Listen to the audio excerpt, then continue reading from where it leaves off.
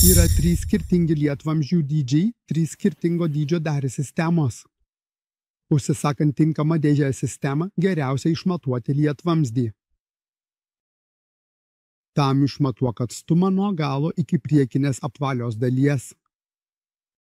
Montuojant uždėkite spaustukus ant dėžių sistemos. Kiekviena dalis tvirtinama 4 spaustukais.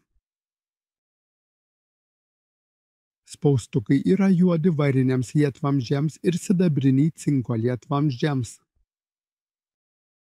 Jei nori vėl nuimti spaustuką, paimk atsuktuvą ir įkišk jį į tarpą už spaustuko, tada pasuk atsuktuvą.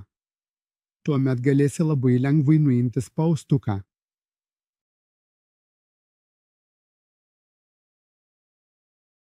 Lietvamzdyje atskiras dalis dėkite vieną prie kitos.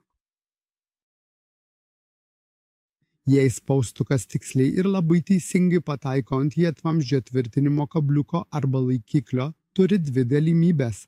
Arba uždedi spaustuką ant tvirtinimo kabliuko arba laikiklio, arba nuimi spaustuką ir dėžių sistema tvirtinama tik 3 spaustukais.